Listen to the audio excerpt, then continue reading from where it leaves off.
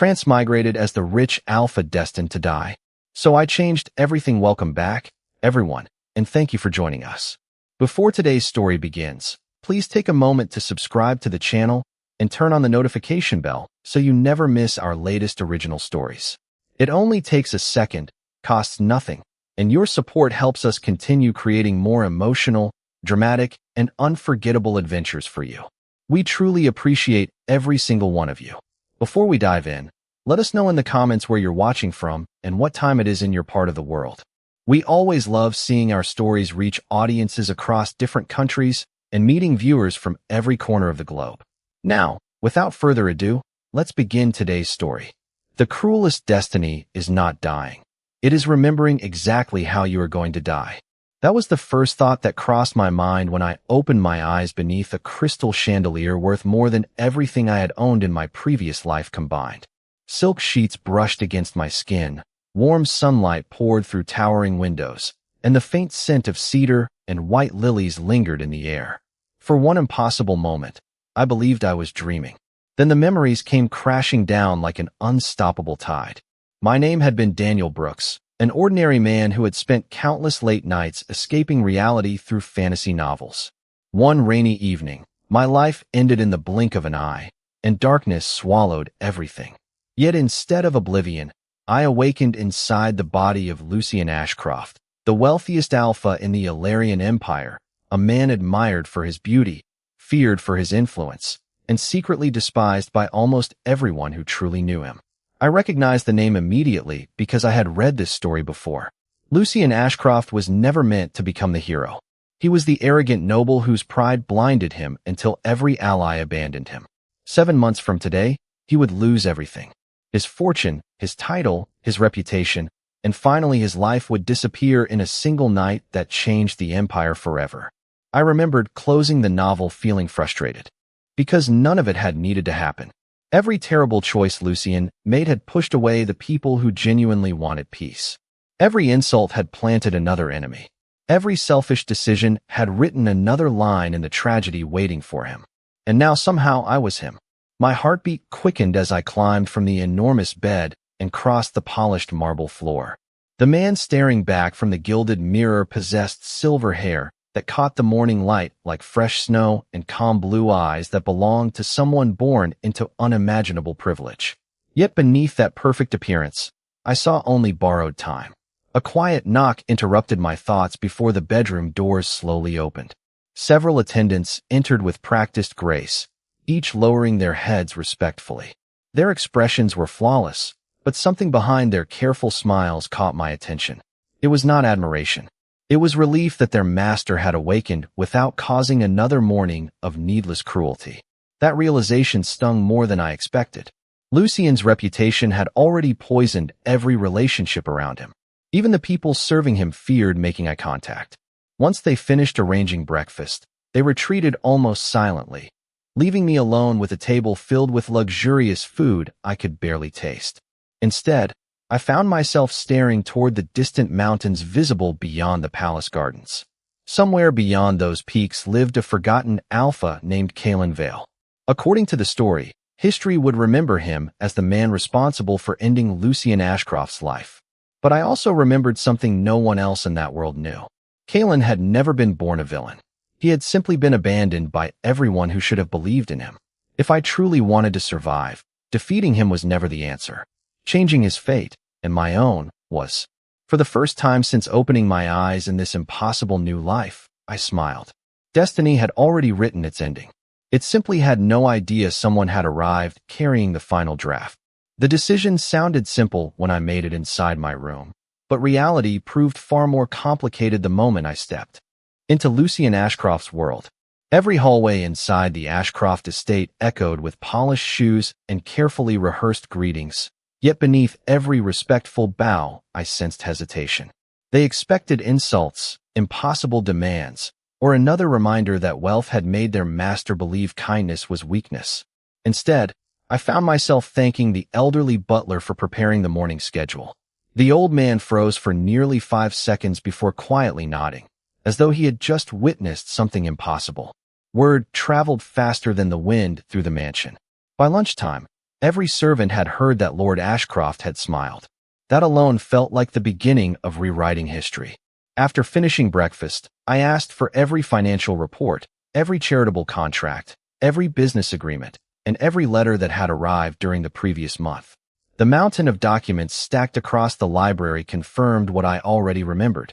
Lucien had inherited enormous wealth, but he treated influence as a weapon instead of a responsibility. Small villages had lost support because of his pride. Scholarships had been canceled after minor disagreements. Hospitals funded by the Ashcroft family had quietly closed their doors. None of those decisions made him stronger. They only created thousands of strangers who would never mourn his downfall. I spent hours reversing orders, restoring grants, and approving relief funds that should never have been denied. My signature appeared on page after page until my hand grew sore, but every completed document felt like another thread pulling fate away from its original course. Late that afternoon, my secretary entered carrying a leather folder sealed with dark blue wax. His expression became noticeably uneasy before he placed it on my desk. "My lord, this concerns tomorrow's inspection at Blackstone District." My memory stirred instantly. Blackstone District. That forgotten industrial town sat on the edge of the empire, surrounded by abandoned mines and aging factories. According to the novel, Lucien visited only to announce another round of budget cuts, humiliating several local families whose businesses depended on Ashcroft investments. One of those families included a quiet young alpha named Kalin Vale. The encounter lasted less than 10 minutes in the original story, yet it planted the resentment that slowly transformed into years of misunderstanding. By the time Lucien realized his mistakes, destiny had already become impossible to change. I closed the folder without reading another page because I already knew what tomorrow was supposed to become. Fortunately, I no longer intended to follow the script. As evening settled over the estate, I wandered alone through the palace gardens. A gentle breeze carried the scent of blooming roses across marble pathways lined with ancient statues. Everything looked peaceful, yet an uneasy feeling lingered deep inside me. Changing paperwork was easy. Changing human hearts would be far more difficult. The stars slowly appeared above the estate, and I looked toward the northern horizon where Blackstone District rested beyond forests and rivers. Somewhere beneath that same sky, Kalin Vale was living an ordinary life, completely unaware that history had already chosen him for a tragedy neither of us deserved. I quietly made myself a promise that echoed through the silent garden. Tomorrow I would not meet my future enemy.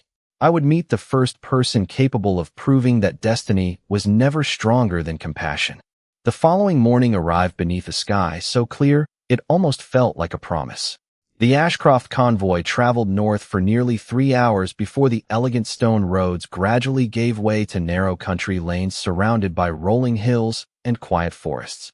Blackstone District finally appeared beyond the trees, smaller than I remembered, yet somehow more alive than the cold descriptions in the novel had ever suggested. Children laughed outside a small schoolhouse, merchants greeted familiar faces along the main street, and families gathered outside modest cafes, where the smell of fresh bread drifted through the crisp morning air. It was not a place defined by poverty. It was a place defined by resilience. As my carriage stopped in the town square, local officials hurried forward with rehearsed smiles and formal greetings. They expected the proud Lord Ashcroft they had endured for years, not the stranger now standing in his place. Their confusion became obvious when I asked to walk through the district before beginning any formal inspection. My secretary looked genuinely surprised, but quietly adjusted the schedule without objection. Every step through the marketplace revealed another detail the original Lucien had never bothered to notice. A carpenter carefully repairing a child's toy instead of selling a new one. An elderly woman sharing vegetables from her tiny garden with a neighbor whose harvest had failed. A young teacher reading stories beneath an oak tree while several children listened with complete attention. None of those moments had appeared in the novel because the old Lucien had considered ordinary people beneath his notice. I realized that history is often shaped not by what people see, but by what they refuse to see. Eventually, we reached the abandoned railway warehouse that Ashcroft Industries officially owned. According to the records, the building was scheduled for demolition within weeks. According to reality, It had quietly become a community workshop where mechanics, artists, and apprentices repaired equipment the town could no longer afford to replace. The local supervisor nervously explained that they had continued using the space without permission because closing it would eliminate dozens of jobs. My secretary leaned toward me and whispered that the legal recommendation was immediate eviction. I looked around the warehouse instead. Every workbench was occupied. Every pair of hands was building, restoring, or teaching someone younger. Destroying this place would not improve Ashcroft finances in any meaningful way. It would only erase hope. Before I could respond, a sudden gust of wind swept through the open doors, scattering several blueprints across the wooden floor. One sheet drifted toward the entrance where a tall young man instinctively caught it before it disappeared outside. He carefully brushed away the dust before walking toward me with calm, steady steps. His dark hair moved gently in the breeze, and his silver-gray eyes reflected quiet intelligence rather than fear. He wore simple work clothes marked by honest labor, yet he carried himself with a confidence that wealth could never purchase. "You dropped this," he said, offering the blueprint with polite respect. The instant our hands briefly touched, an unfamiliar warmth spread through my chest, gentle and strangely comforting, as though something ancient had recognized a forgotten memory. The feeling vanished almost as quickly as it appeared, but the young man seemed equally surprised. For a brief moment, neither of us spoke. Then he offered a small, sincere smile. "My name is Kalin Vale." Hearing those words spoken for the first time outside the pages of a novel sent a quiet shiver through me. The man history had destined to become my greatest enemy was standing only a few feet away, completely unaware that I already knew the tragedy both of us had been written to inherit. Kalin's introduction should have been the beginning of resentment, at least according to the story I remembered, but reality continued to drift farther away from the novel with every passing minute. He did not look at me with envy or suspicion. Instead, he waited patiently for my response, his steady confidence making the silence feel unexpectedly comfortable. I accepted the blueprint with a grateful nod. "Thank you, Mr. Vale." The simple acknowledgement caused several officials standing nearby to exchange puzzled glances. The original Lucian Ashcroft had never thanked anyone. Kalin seemed equally surprised, although he quickly recovered with a polite smile. "You are welcome, my lord." Before the inspection continued, my attention returned to the blueprint spread across a nearby workbench. It illustrated an improved irrigation system designed to redirect mountain water toward neighboring farms during the dry season. The engineering was remarkably practical, balancing cost, efficiency, and long-term maintenance. I looked toward Kalin. "Did you design this?" He hesitated for a brief moment before answering. "Yes, my lord. It is only an idea. The town could never afford to build it." His words carried no bitterness, only quiet acceptance. That calm determination impressed me far more than confidence fueled by pride. I studied the detailed drawings again, remembering that the novel had described Kalin as an ordinary laborer with unusual intelligence, yet no one had ever invested in his ideas. Instead of becoming an inventor who improved countless lives, history had slowly pushed him toward isolation. It suddenly became painfully clear that destiny often begins with opportunities people never receive. My secretary stepped closer and quietly reminded me that the warehouse technically violated several Ashcroft property regulations. Local leaders held their breath, expecting the familiar verdict that would erase years of hard work. Instead, I closed the blueprint and turned toward everyone gathered inside. "The workshop will remain open. Effective immediately, ownership will be transferred into a permanent community trust funded by Ashcroft Industries." Complete silence filled the building. Even the sounds of hammers and machinery gradually faded as workers realized what had just been announced. The local supervisor blinked repeatedly, convinced he had misunderstood. "My lord, did you say permanent?"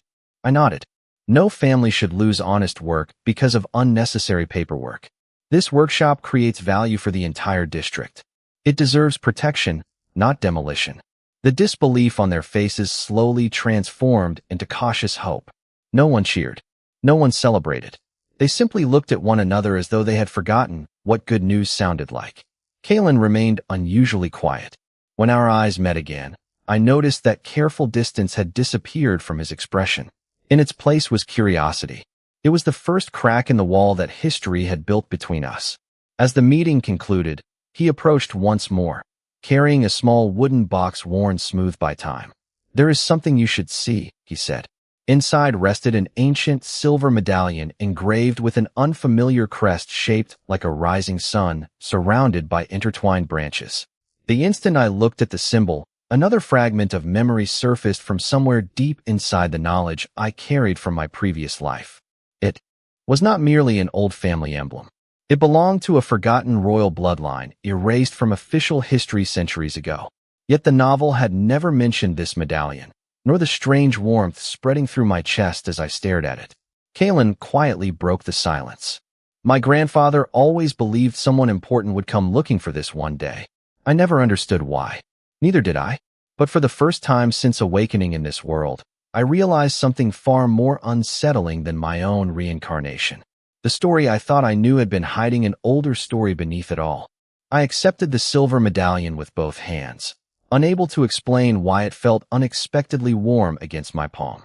The engraved crest reflected the afternoon sunlight with a faint golden shimmer that vanished the moment I tried to study it more closely. It should have been nothing more than an old family heirloom. Yet every instinct told me it carried a history far older than the Ashcroft estate or even the empire itself. "Where did your grandfather find this?" I asked quietly. Kalin looked toward the distant hills beyond the workshop windows before answering. He never said. Whenever I asked, he would only smile and tell me that some truths are revealed only after someone chooses compassion over power. His words settled heavily in my thoughts. In the novel I had read, there had never been any mention of hidden kingdoms or sacred bloodlines. Either the author had concealed the greatest mystery until the very end, or history itself had been rewritten long before I arrived in this world. As we walked outside, the afternoon breeze carried the scent of pine trees and fresh earth across the valley. The surrounding farmland stretched for miles, dotted with barns, orchards, and quiet streams that reflected the bright summer sky. It was difficult to imagine that such peaceful land existed only a few hours from the political games constantly unfolding inside the imperial capital. "You have been looking at everything differently today," Kalin suddenly observed. His voice remained calm, carrying curiosity rather than suspicion. "The stories I heard about Lord Ashcroft do not resemble the man I met." I smiled faintly, choosing my words with care. "Perhaps people are capable of changing more quickly than we expect." He studied my expression for a moment before giving a thoughtful nod. "I hope that is true. If people could not change, there would never be any reason to forgive." His answer surprised me more than he could possibly know. Those simple words carried the very lesson I had hoped this second life would teach. Before I could respond, an elderly woman approached us holding a basket filled with freshly baked bread. She thanked me for preserving the workshop because her 2 grandsons had learned their trade there. She insisted that I accept one loaf as a gift from the entire community. In my previous life, such a gesture would have seemed ordinary. Yet standing there as Lucian Ashcroft, I realized this was probably the first sincere gift anyone had ever offered him without expecting something in return. I accepted it with gratitude, and smiles slowly spread through the nearby crowd. Trust, I realized, was never purchased through wealth. It was earned one choice at a time. As the sun slowly descended behind the mountains, my convoy prepared to leave Blackstone district. Just before climbing into the carriage, I returned the silver medallion to Kalin. "Keep it safe," I told him. "I have a feeling its true owner has not yet been revealed." He carefully placed it back inside the wooden box before meeting my eyes once more. "Then perhaps our paths have only just begun." During the journey home, those words echoed through my mind. The original story claimed that fate connected us through hatred. Yet every decision I had made was creating an entirely different future. Still, one question refused to leave me. If the forgotten crest belonged to an ancient royal bloodline erased from history, why had it appeared in the hands of an ordinary young alpha living in a forgotten district? And why had it felt as though some invisible force had recognized both of us the moment the medallion caught the light? The return to Ashcroft Estate should have brought relief, yet my thoughts never truly left Blackstone District. Long after the carriage passed through the towering iron gates and the servants welcomed me home, my mind remained fixed on the silver medallion and the quiet certainty in Kalin Vale's voice. Every event from the original novel had always appeared straightforward. Noble families fought over influence, fortunes shifted, alliances collapsed, and eventually Lucian Ashcroft met the tragic ending I had desperately hoped to avoid. Now, however, another layer of history had quietly revealed itself beneath everything I thought I understood. That evening, I requested access to the oldest archives owned by the Ashcroft family. The chief librarian looked genuinely surprised because no member of the household had entered the restricted collection in decades. He guided me beneath the main library through a winding stone staircase that descended into a climate-controlled vault lined with shelves carved from ancient oak. Thousands of handwritten journals, maps, family records, and forgotten manuscripts rested undisturbed beneath soft lantern light. Dust floated through the still air like tiny stars frozen in time. Hours passed as I searched through generations of forgotten history. Most volumes described trade routes, noble marriages, and political treaties, but just as midnight approached, I discovered a weathered journal written nearly 400 years earlier by an Ashcroft ancestor. Several pages had been carefully removed, yet one surviving illustration immediately caught my attention. It showed the exact same crest carved upon Kalin's medallion, a rising sun embraced by intertwined branches. Beneath the drawing appeared only a single sentence. The pure alpha shall return when compassion becomes greater than ambition. I read the line repeatedly, unable to shake the strange warmth spreading through my chest. The phrase did not describe strength, conquest, or royal authority. It described character. It suggested that true leadership was measured not by dominance, but by the willingness to protect others without demanding anything in return. Before I could continue, another loose page slipped from between the journal's aging covers and drifted onto the floor. Unlike the surrounding text, this fragment appeared to have been written by a different hand. Its ink remained surprisingly dark despite its age. The lost prince carries no crown. The sacred blood answers no throne. Only the one whose heart remains uncorrupted may awaken what history chose to forget. A quiet chill traveled through the room. Those words did not sound like mythology. They sounded like a warning left for someone who had not yet arrived. At that exact moment, the lantern flames throughout the archive flickered at once before settling into an unusually steady glow. The air itself felt strangely peaceful, almost as though the ancient room had been waiting for someone to read those forgotten pages. I carefully closed the journal, realizing that every answer I uncovered created two new questions. If the pure alpha was connected to the lost prince, and if the ancient bloodline had vanished centuries ago, then why had fate placed both me and Kalin on the same path at precisely the moment I began changing history? As I climbed the staircase back toward the silent mansion, the first rays of dawn slipped through the library windows. A new day had arrived, but I could no longer convince myself that I was merely changing the story of one wealthy alpha. Without realizing it, I had stepped into a mystery that had been patiently waiting across centuries for someone willing to rewrite far more than a single destiny.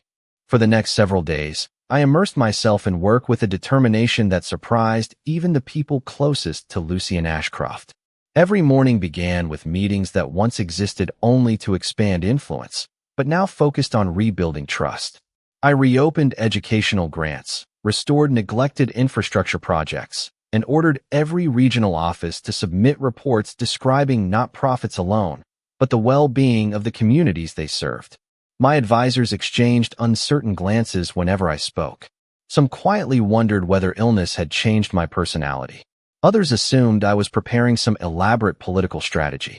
None of them imagined the truth.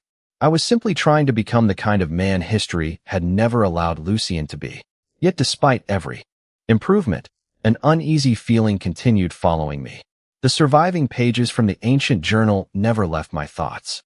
The words pure alpha and lost prince echoed through every quiet moment, refusing to fade like ordinary legends. One afternoon, while reviewing correspondence inside my study, an unexpected package arrived without any family seal or sender's name. The wooden box was remarkably plain, wrapped with simple linen cord. My secretary insisted it had been delivered by an elderly traveler who disappeared before anyone could ask questions. Curious, I carefully untied the cord and lifted the lid. Inside rested only a folded parchment and a single pressed white flower that somehow remained perfectly preserved despite its age. The parchment contained a hand-drawn map unlike any official chart of the empire. Deep within the northern mountains, beyond Blackstone district, someone had circled a remote valley beside a handwritten note. The Hall of Dawn remembers what the kingdoms forgot. Beneath those words appeared the same rising sun crest I had seen inside the ancient journal and upon Kalin's medallion. Before I could examine the map further, another line written near the bottom captured my attention. Do not search alone. The path opens only when two hearts choose the same purpose. I leaned back slowly, realizing that every clue seemed determined to draw my path toward Kalin once again. This no longer felt like coincidence. It felt like an invitation patiently waiting across generations. Later that evening, I found myself standing on the western balcony overlooking the endless Ashcroft vineyards as the sunset painted the horizon with shades of gold and crimson. The peaceful view should have brought comfort, yet my thoughts remained fixed upon one impossible question. Why had every ancient message emphasized compassion instead of power? Every noble family I knew measured greatness through influence, wealth, or military prestige. Yet the forgotten civilization behind these symbols appeared to value entirely different virtues. Perhaps that was why they had vanished. Or perhaps that was why they deserved to be remembered. My reflection was interrupted by the sound of approaching footsteps. The chief butler respectfully handed me a newly arrived letter sealed with the insignia of Blackstone district. I recognized the careful handwriting before breaking the seal. It belonged to Kalin Vale. His message was brief but strangely urgent. During repairs beneath the old workshop, workers had uncovered a hidden stone passage leading deep beneath the surrounding hills. Strange carvings covered the walls, and at the entrance stood another carving of the rising sun embraced by intertwined branches.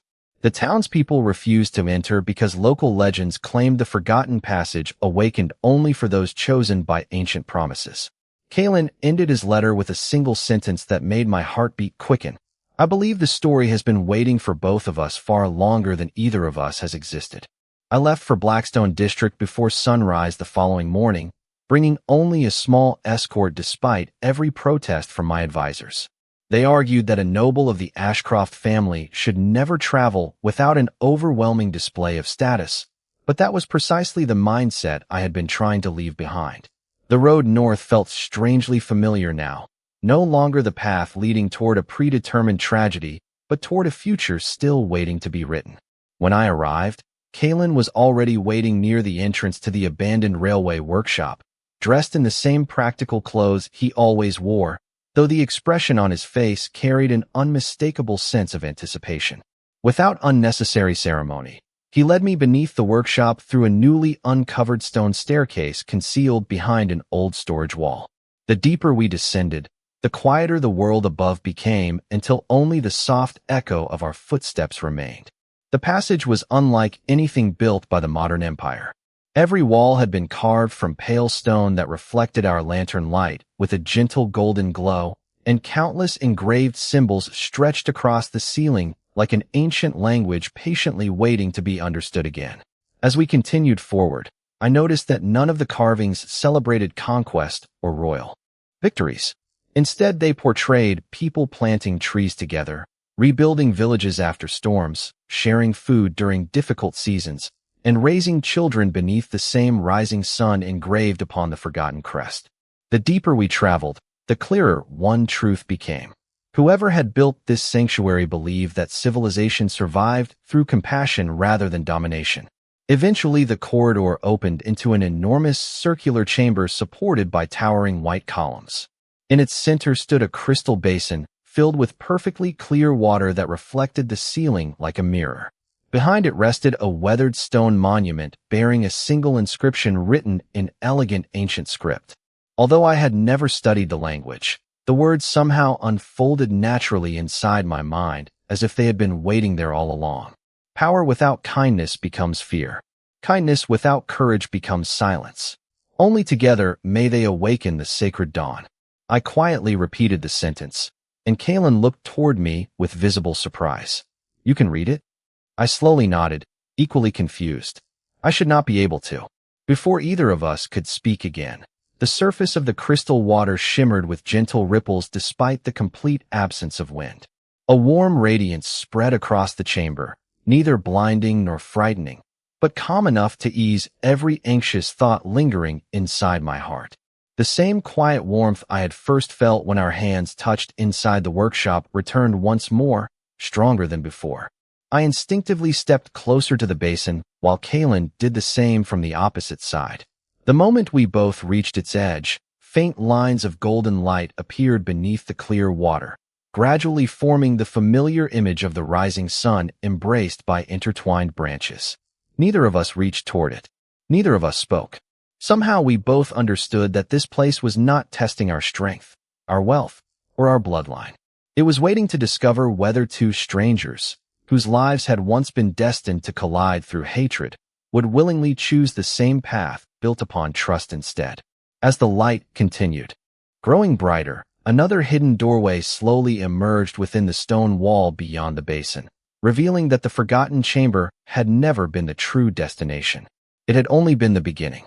The hidden doorway opened without a sound, revealing a long corridor bathed in a soft golden light that seemed to exist without any visible source.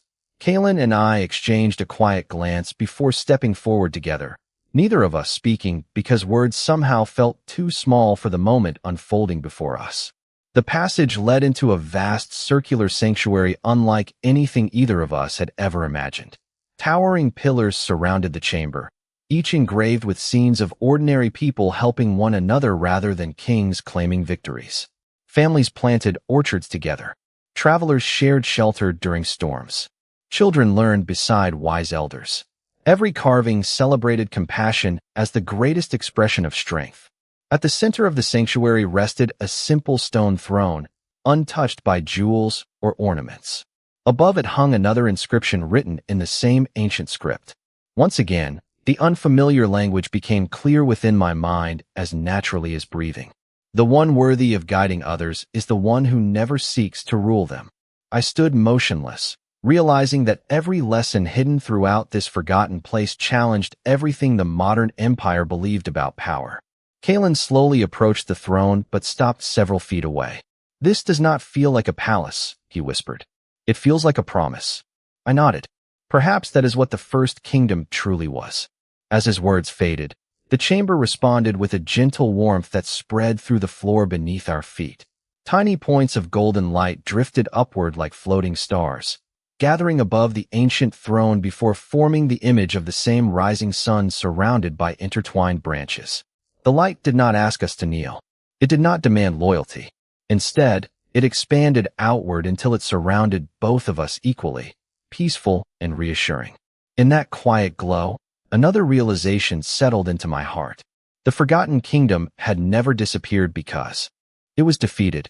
It had vanished because the world slowly forgot the values upon which it had been built. The greatest inheritance left behind was never a crown. It was a choice. I turned toward Kalin and smiled. History expected us to become enemies. He returned the smile with calm certainty. Then history still has something to learn.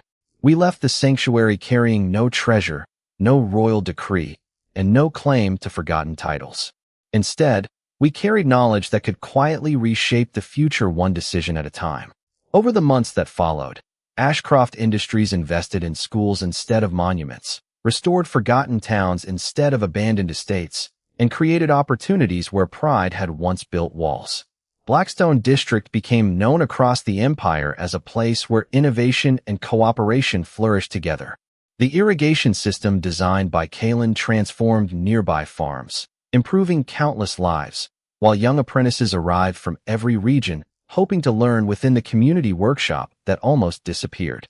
As trust grew between us, so did a friendship founded not upon status but upon shared purpose. The story I once believed unavoidable had completely unraveled. 7 months passed. The date of Lucien Ashcroft's foretold downfall came and quietly disappeared, and nothing resembling the original tragedy ever arrived. Fate had not been defeated through force. It had simply lost its influence the moment compassion replaced fear. One peaceful evening, as Kalin and I stood overlooking the hills surrounding Blackstone, A small child wandered toward us carrying a wooden pendant carved into the familiar shape of the rising sun. He looked up with bright, curious eyes and asked, "Are you the ones my grandmother said would help people remember?" Neither of us answered immediately. We simply smiled as the evening breeze carried the scent of pine across the valley. The Forgotten Kingdom had never been waiting for another king. It had been waiting for ordinary people willing to choose kindness again. And perhaps the greatest stories are not about those who inherit destiny, but about those who quietly transform it for everyone who comes after them.